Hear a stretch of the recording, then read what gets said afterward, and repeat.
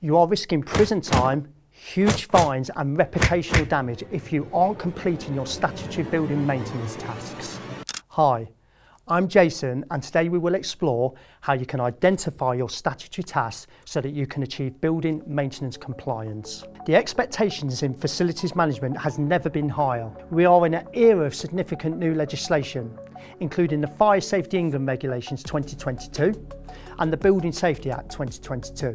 There is a lot to get your head around, and being able to distinguish your statutory tasks from your non-statutory tasks can be a significant headache. After all, you don't want to be carrying the risk of prison time. First, let's define what a statutory task is. A statutory task is anything required by primary legislation, including Acts of Parliament, and secondary legislation including codes of practices, British standards and industry guidance notes. When working to achieve statutory compliance, primary and secondary legislation often focuses on general outcomes rather than prescribing specific events. The specific activities required to meet statutory compliance can often sit elsewhere, such as government guidance, approved code of practices or other industry standards. In the absence of a traceable reference to legislation, following industry standards and guidance can assist in ensuring you complete your statutory tasks. For example, for electrical installations, the Health and Safety at Work Act 1974 led to the Electricity at Work Regulations 1989.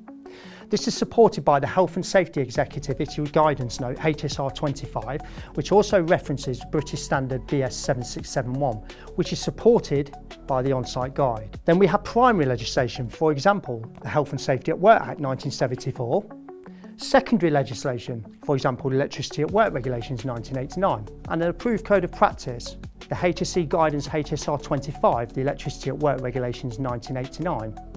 And then an industry standard, which is BS 7671 2018, requirements for electrical installations, the IET Wiring Regulations 18th edition, which is also covered by the On-Site Guide for BS 7671. There may be more than one way of completing your statutory tasks. Documenting your complete maintenance process is essential so you can evidence any decisions you make about your building. Now we have defined a statutory task, let's look at how this actually works in practice. I'm one of a team of technical authors at SFG20 who interpret information from legislation into maintenance schedules, which makes up the SFG20 industry standard. As I already mentioned, primary legislation only focuses on general outcomes, such as building owners must keep a building safe. We must go deeper to find out what maintenance you must carry out to achieve compliance with all statutory tasks. This starts with secondary legislation, which can give you an outline of tasks such as ensuring a particular asset is regularly maintained. Approved code of practices, which are written by industry experts, often they contain step-by-step procedures you can implement on site when carrying out your building maintenance. At SFG20 we look at everything from primary legislation to approved code of practice and turn them into maintenance schedules. These schedules will then tell you what tasks you need to complete, any frequencies that might be relevant, who can carry out the task, the criticality of the task linked back to legislation, resource planning, and the ability to tailor the information to your specific needs through your CAFM system. Reading the primary legislation is one thing, but they only outline who and what they are responsible for. They don't tell you what to do. Let's run through an example using inspection of secure information boxes. SFG20 Schedule 2335 Secure Information Boxes covers wall-mounted enclosures that contain building plans and documents for use by the fire and rescue services during a fire. It contains the following tasks: a 1-month amber task, monthly inspection, a 12-month red task, annual inspection, and an OU unspecified frequency amber task post-incident inspection. SFG20 determined these in frequencies and criticalities by reviewing and interpreting primary and secondary legislation, the government guidance, the building regulation and the code of practices. The Building Safety Act 2022, as primary legislation, specifies in general terms what you must do to ensure the safety of people in high-risk buildings. It states that an accountable person is responsible for managing building safety risks. The government guidance explains in more detail how accountable persons should manage the safety of risk in high-rise residential buildings under the Building Safety Act 2022. It discusses building services maintenance in general, and it references the Fire Safety England Regulations 2022, which is secondary legislation. These regulations give more detail on the inspection and maintenance of building services and the fire safety equipment. For example, they list a secure information box which must be inspected annually. In addition, a government guidance fact sheet on secure information boxes states that the Fire Safety England Regulations 2022 made it a legal requirement for existing high-rise residential buildings in England to have a secure information box installed on the premises. The fact sheet does not contain any maintenance recommendations for secure information boxes other than an annual inspection. However, it references a document titled Code of Practice for the Provision of Premises Information Boxes in Residential Buildings, which was jointly produced by the Fire Industry Association and the National Fire Chiefs Council. Additional relevant secondary legislation is the Building Regulations Approved document on fire safety. This included a new recommendation for secure information boxes to be installed in blocks of flats with stories over 11 metres. And finally, Codes of Practice. The provision of premises information boxes in residential buildings was produced by the Fire Industry Association and the National Fire Chiefs Council.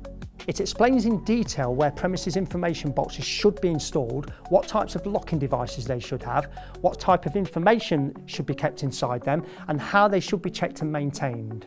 The Code of Practice lists a monthly check, an annual check, and a post-incident check. Following the process to understand the industry tasks, the schedule outlines the 1 month amber task, monthly inspection, is a recommendation of the FIA NFCC Code of Practice.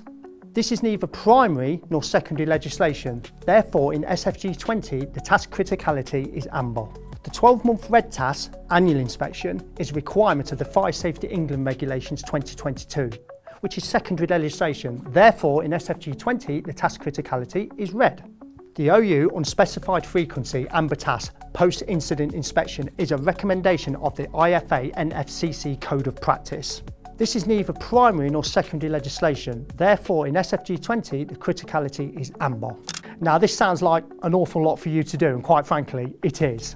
If you want to take that burden away, check out the SFG20 software Facilities IQ, where the technical author team will keep you up to date. The question I can hear you asking is, how do I actually achieve statutory compliance? There may be more than one way to achieve compliance, and that could be dependent on the specific requirements of an asset.